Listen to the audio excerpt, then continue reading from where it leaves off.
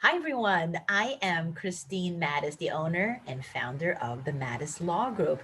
And as you all know, it's been my mission to educate, to expose, and to show people what are resources that are available for our families who have children with different needs, with challenges, who are disabled, what's out there.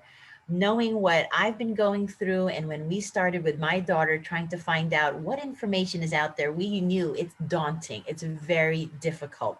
So when we come across an organization that has a mission, that has the drive to educate as well, well, we have no hesitation to showcase that organization. And I'll let you know, we were so honored to be able to connect with E.WE Foundation, E.WE Foundation. We're just so excited to have this group here today because it's regarding a situation that I wasn't aware of, that I thought, wow, I think people should know about. And to find out what their mission it's quite similar to advocate, to educate. So I don't even want to delay. I am just so excited to have you here, Sarita. I mean, really, I can't wait for you to tell people who you are, who you're helping, what your mission is, and what can other people do to help you do more. Just thank you so much for being here. Really, thank you. Oh, thank you so much for having us be a part of this. This is great. And we're so honored to be here with you this morning. Oh, so great. So tell us, I mean, can you tell us about, you, your family, and your organization? If you can just give us a little bit about that, just to have people start off to know, who are you? Absolutely. Well, I am Sarita Edwards. I'm a wife and a mom to four boys and one girl. And the baby boy was prenatally diagnosed with this disease, Edwards syndrome. It's commonly known as trisomy 18. There are three versions of it. He has full trisomy 18. It is a rare condition, and we decided to launch a foundation to support other families going through the same thing that we experienced in the beginning. My professional background is healthcare operations and patient access. We decided that caring for the little guy was a priority. So we made the decision for me to leave the corporate world, and in that formed a foundation. Who knew? But here we are. So we're just a normal family who with a lot of kids, and we empathize for other families experiencing the same thing we did. So here we are. So is it safe to say that your your situation, your son, that was your why, right? That was the drive to do this. That's what it That was sounds like. absolutely that was our why. We got our diagnosis at 22 weeks. 22 weeks pregnant by way of an ultrasound. That was the first screening test, and then we were transferred to maternal fetal medicine, who confirmed the diagnosis. And um, it was just really one of those things, because of the rarity of it. There was some information out there, but it wasn't a lot. It wasn't enough, and it wasn't a lot of information that we felt like fit our situation. And so, we did the Google search, and we tried to find organizations, and we ran across, a couple, but again, for what we needed, we didn't feel like a lot of those resources were available. So after about 2 years on the journey, we decided to create what we felt like helped us and would help other families, just going forward with it. It's so wonderful because to be that resource. So can you probably tell us, like, what are some of the things that your foundation does? Absolutely. Well, we started out with a goal of wanting to be a financial resource. The diagnosis, trisomy 18, is medically termed incompatible with life. So it is a terminal illness. There is no cure. There is no treatment. So you're basically encouraged to enjoy your time with your little one because they'll probably pass away soon. So our initial goal was to be that end of life support. We wanted to kind of be that bereavement support for families. We wanted to embrace them, excuse me, in terms of just being on the journey of, I've been told my child is going to pass away. So just kind of that preparation phase of it. Um, we wanted to connect them with the hospice team that we had, maybe. We wanted to help with end of life burial. um, when you're told that your child is going to pass away, even with all the faith in the world, we still had that tiny inkling of we wanted to be prepared if that happened. So we reached out to our life insurance and we found out, what the terms and the conditions were, and so we wanted to be support for that family who may not have had life insurance. And so, Sarita, when this was happening to your family, there really wasn't other support groups around. It was you and your husband navigating this kind of alone. Is that fair to say? Like, That that is fair to say. uh, We got that information. Our nurse practitioner, she said, "I know you guys have family," which we do. We have a huge family, but not here with us. We didn't have anybody close to help us on that journey, and then she knew that our faith was big and our faith was strong, but even in that, at the time, our church was 2 hours away. Like our home church was 2 hours away, so we didn't have anything close by. Um, it was just one of those things. We were figuring it out as we went along, and even running across other families through social media, online support groups, and different things like that. yeah, um, a lot of the stories, they weren't giving us the hope that we were trying to hold on to. So we just kind of drew that strength from each other. We drew yeah. that strength. We were trying to be strong for our other children. um, and we just tried to create that space for ourselves, and then we decided to share it to Yeah. create that space for other folks. Yeah. And so, do you feel now that your organization has evolved, like it's changed? Has it changed in its mission somehow or added on? It has actually added on. It's so funny. When we started out, our mission has always been to support families affected by Edwards syndrome, commonly known as trisomy 18, while changing the medical perspective. Yeah, That has always been the mission, but we were never, like, when we first started, we were not there. We went in creating that mission, yeah, but our whole goal was financial support. Well, then that turned into legislative advocacy. wow, We were able to sit down with members of Congress and with two senators to share our journey and our experience, and support bills that we thought would create better outcomes for families with rare disease like ours. And that turned into an education platform where we wanted to continue to raise awareness and bring exposure to a lot of different things. And that evolved into diversity and inclusion for special needs kids, because we base a lot of what we do off of our own experiences.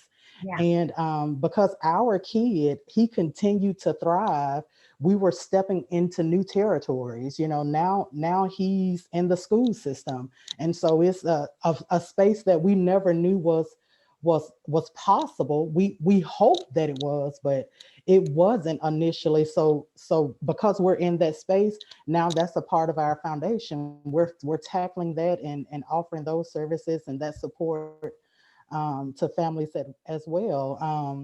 I It's think just that is it. just amazing that where you started, and I love the mission originally, Hmm. but how it's evolved, that you, like you said, legislative action is Hmm. huge. Because It now really is. we're going to be at a national level. Like, this Hmm. is amazing because These are things that a lot of times we think about, we experience, and as parents, you and I are parents, and a lot of people who are listening are parents, caregivers, guardians. We're going through it. The day to day can be overwhelming. Yeah. So it's so wonderful that someone like you and Jurgen are able to make it bigger, because these are things I think about, but it's like the time. Mm-hmm. And you did it though. You did it. Mm-hmm. We just, it's all about, for us, my husband met a lady who was already doing legislative work. Okay. And he told her about our foundation, and she and I met for lunch, and that honestly opened up the door for us. And in our first year, we had not celebrated our first year, and we were in the office of a United States congressman, And listen here. speaking with him and his health advisory team. And it was more than we ever planned. It was more than we ever imagined, but we were grateful to be in that space. So we took advantage of it. That's amazing. And so Hmm. Sarita, so the families you've helped, I'm sure you get feedback. I'm curious, do you recall like some of the things they say that you've probably either were amazed at, like, wow, that was a big deal to them, or you were just so satisfied that yes, that's the impact we wanted? I was curious what kind of feedback you get with families when you help them. You know, I think the one thing that really kind of just blew me away. A lady reached out to me. She is not a family that we helped, but she knows what we do, Mhm. and she knew a lady who needed some help, and she put in her email to me, um, the fiercest advocate I know is Sarita Edwards, and I think Ah, that's who you need to connect with. I That blew me away. I have goosebumps. That's That one of the best things someone can say. A yes. family could say that you were there for them. Hmm. That's That was amazing. It completely blew me away. It was not an ego thing. It was very humbling. It was very humbling. It was just one of those things that kind of, it was surreal. Like, this is what we want. We want folks to tell folks about us and what we do, and we're actually trying to help her now, figure some stuff out. We want to be able to do that, for families. We hope that they're saying that we're passionate about bringing awareness to this illness and this disease, and we're passionate about influencing the medical perspective. We hope that they say we're compassionate, because we can empathize with this experience on a personal level, um, that we've given them a sense of hope. But somebody's gonna probably say that we're tough. Being an organization that offers financial resources, we do have policies that we have to adhere to, and guidelines, mandated by the IRS. And so we've had, third party requests for financial assistance, that we couldn't verify. We couldn't find the legitimacy in it. So, I think folks may say that we're a little tough too, but I think we are a legitimate organization, and it's important to us to be representors of that. And so, we have to adhere to the law, yes. but then, there's levels of integrity that live inside of us that we have to adhere to as well. So. And I was thinking in my head, as I was doing a little research and trying to think, well, what makes this group different from another type of group? But you said it. It's the personal mission. That's what I'm hearing. The vibe I'm getting, and the passion I can hear in your voice. It's the personal mission. It's the drive and the discipline. Because you're sticking to a program. You know what the rules you need to do, and you're pursuing it though, and you're doing what you need to do. And no excuses. I mean, just because you're a new organization, I'm going to sit down and talk about legislation. I mean, really, these are things that, in my head, I'm like, these are dreams that I think a lot of organizations have, down the line. And you're like, look, that's a goal. We're doing it now. I mean, on it, that's the feeling I get. And I can only imagine what you're able to do for the families. Like a family comes to you, and then, this is what, you're going to help them with. You're giving them so much hope and confidence, which is Mhm. wonderful. So I'm curious, with all of these great strides you're making, Sarita, can you maybe describe some of the goals you're trying to aim for in the future? Whether it's 3 years from now, 5 years from now. I'm curious if you have something. I feel like you do. I feel like you have a plan in mind, which is You, great. we do. We, in 3 to 5 years, we're hoping to have launched and implemented a curriculum. We hope to partner with school districts, and one of the things that we wanted to really focus on was just diversity and inclusion of special needs. Yeah, And so we want to be able to offer something. We know that there are programs already in place in a lot of school districts that cater to the special needs population, but we want to kind of stretch ourselves a little bit, and we want to talk to the typical kids to see what brings discomfort when it comes to engaging with a special needs child, a special needs person, because a lot of times it's not the special needs person, it's the normal kid that's really uncomfortable. So we want to kind of identify what that is and figure out a way to help eliminate that. so true. On So the true. Yeah, on the research side, in 3 to 5 years we hope to be, just a few steps closer to research initiatives. I actually just received an email. I will be starting a research project alongside a bunch of researchers and clinicians from major institutions across the U.S.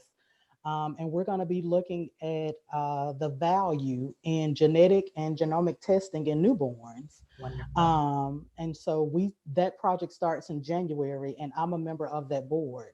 That's So we want to, in 3 to 5 years, maybe change that directive a little bit to be specific to Edwards syndrome. See, what is it that makes every case a little different? yeah. The different anomalies, and see if we can identify those. That's great. So, Uh, Rita, how do people, so say there's a family that is going through Edwards syndrome, they have a family member. What should they do? I'm just curious, like, should they reach out immediately, and what's the best way to reach you?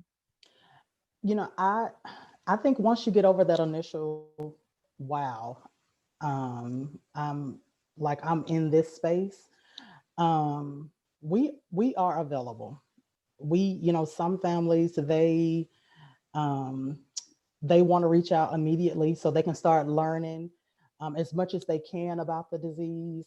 Some families, they want to wait to see if the infant actually survives delivery, and if there's life post delivery. And so we're available for whenever a family is ready to connect with us. We do have our website, www.the.ewefoundation.org. And there's a contact us form. We have our email. I mean, you can just reach out. We hope that families would want to connect with us when they get the diagnosis, so we can start our support right then. You know, So typically, I guess earlier the better, even if, like you said, they may want to wait. It's mhm, maybe it doesn't hurt to gather information. I'll let you mhm, know, as much as my daughter has trisomy 21, so it's different, but I kind of was in that second boat, to be quite honest, Rita. So when mhm, we were going to doctors, no one definitively said that Juliana had Down syndrome. They hinted, they said, maybe. And we went to doctors and nobody could confirm. mhm, And I'll be honest with you, I think maybe I was in shock and in a little bit of a denial, like, is this happening? mhm, And and then I waited, and then I knew the moment she was born, I knew, and then we were gung ho, let's find the information. So I did feel a little behind the eight ball. mhm, So in retrospect, perhaps I think I should have maybe at least touched on the info a little bit prior, what kind of things I could have prepared for. For me, it wasn't going to change anything, but I think a little emotionally and mentally, I've been a little bit ready. I'm just that type, I think, and everyone's different. I don't think there's right or wrong, but I think my suggestion might have been to my old self, yeah, maybe read a little bit more. That's all. That's all. Right. No, But you but you're and right. Families, you do get shocked. You do. you do, and it's so overwhelming. You know, and it's one of those like our specialist was very direct. He was very brutal, and his description of trisomy 18 was very monstrous, you know. So it was just what I envisioned, you know, this child could potentially look like. It was alarming to me. And it's one of those things. I think, you know, I went straight to trying to see what I could find, and everything was matching what he described. And that was a lot. That was a lot. And so we want to try to erase all the things that's out there. You know, we know that there are medical textbooks, and this is the description, this is the definition, but we want to be the new face of what this could potentially look like. We know that every situation, every outcome won't be the same. We know every infant won't survive. We understand that, and we're not trying to create a space of false hope. We're just trying to create a space of hope, Like a different approach. a different No, yeah. approach. Hmm. I'll tell you. So when I was looking it up, after we were talking and we're looking into what you do, you were right. When I was reading about it, the information I got was very negative. And but Hmm. I do appreciate directness, right? I don't think it does anybody any good to, Right. be Pollyannish or whatever it is. But uh, it was very cut and dry, and Mhm. and there wasn't options, alternatives, or anything from what I read. And I kept thinking like, "Ooh, this is kind of like it." I was imagining, reading it for the first time. It's brutal. It's It brutal. is very brutal. And I think for us too, it was just, you know, it was just one of those things to where because textbook, the textbook says, you know, babies with this, they pass away. And if they don't, then you have this, and this. And I think initially that's the path we were on. You know, I think we were receiving our medical care with the information that was out there. And it's years and years of information, and so I get it. But we were, at the time, we were just parenting. Yeah. And now I understand that we were advocating for our kid. You know, we don't want this just because this is the norm. Let's think about another way to approach this, and see if we can do something different. And honestly, you know, we've had you know, some pushback, but then that's one of those things to where we change doctors. We find someone else who's willing to hear our stance on it. If it's something that we feel like it's needed or necessary, then let's do it.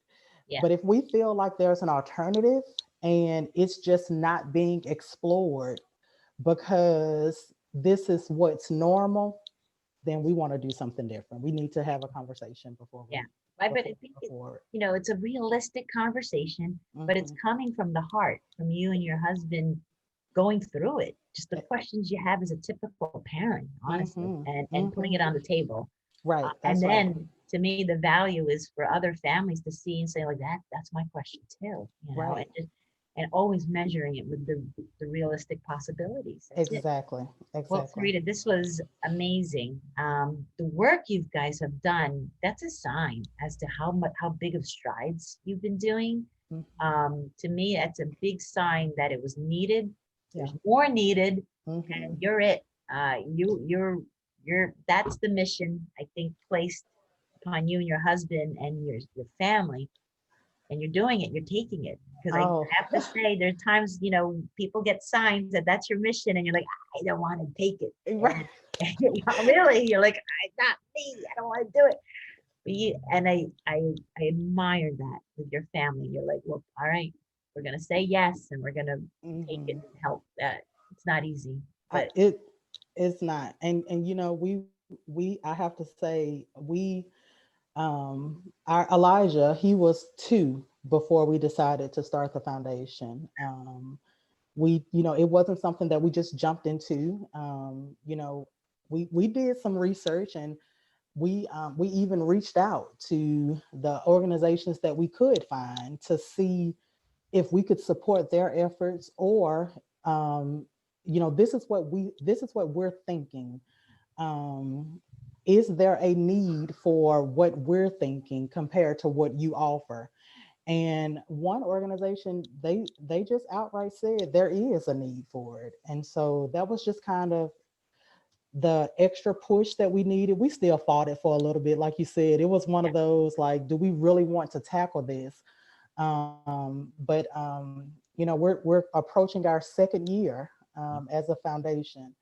yeah, when you think And about that, and, I know, here's how much you've done. I feel like I'm talking to an organization that's been around for 20 years. I It's like when you said that's our second year, I'm like, yes. no. So again, so if anybody needs your help regarding or just curious about it, you have the Hmm. website, and Hmm. can you just say the website one more time, Sarita? It's www.theewefoundation.org. It's 3 letters, the Foundation, and those are the initials of our little guy.